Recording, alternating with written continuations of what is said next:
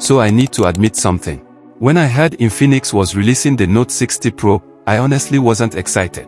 I thought, okay, another budget phone with big numbers. But after intensive research on this phone for a full week, and I mean its capacity for heavy use, gaming, content creation, and many more, all I have to say is I was completely wrong. This phone surprised me in ways I didn't expect. And in this video, I'm going to be completely honest about what impressed me, what didn't, and whether you should actually spend your money on it. Let's get into it. The first thing that shocked me about this phone is the build quality.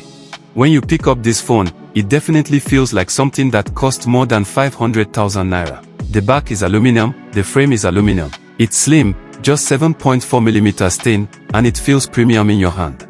I was expecting the usual glossy plastic back that Infinix phones normally have. But this feels like a phone that should cost twice the price. It's also got Gorilla Glass 7i on the front, so the screen is protected. And there's IP64 rating, which means it can handle a bit of dust and water splashes. Not full waterproof, but better than nothing. The weight is about 201 grams, so it's not too heavy. You can use it one-handed, without your wrist getting tired. Now, there's this active matrix display on the back. It's basically RGB lights that show notifications and animations. It looks cool when you first see it, but honestly, I don't think you'll notice it much after the first day. It's more of a look at this feature than something practical. But overall, the build quality is solid.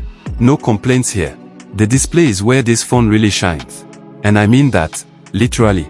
It's a 6.78-inch AMOLED screen, with 1.5K resolution. That's 1208 by 2644 pixels, which is sharper than most phones in this price range. Everything looks crisp, text, images, videos, all of it. But the brightness, that's the standout feature. This thing goes up to 4500 nits peak brightness. For context, most mid-range phones max out at around 1200 to 1500 nits. This phone has been tested under direct sunlight and you could still see everything clearly. No squinting, no struggling. If you're someone who's always outside or uses your phone in bright environments, this display will not disappoint you. It also has a 144Hz refresh rate, which means scrolling through Instagram, TikTok, or Twitter is buttery smooth. You can adjust it to 60Hz, 90Hz, 120Hz, or 144Hz depending on what you're doing.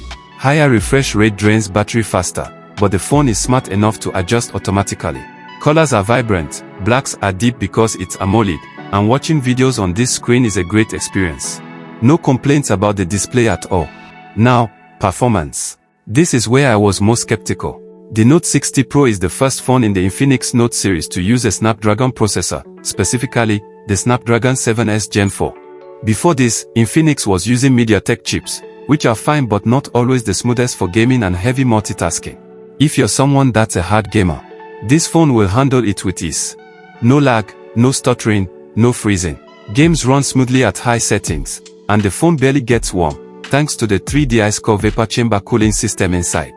The 8GB of RAM can be extended by another 8GB using the phone's storage, so you're effectively working with 16GB of RAM. That's more than enough for everyday use, even if you're a heavy multitasker. Most people confirm that the phone still feels fast. Now, cameras. This is where things get a bit mixed. The main camera is 50 megapixels with optical image stabilization. In good lighting, outdoors, during the day, this camera takes great photos.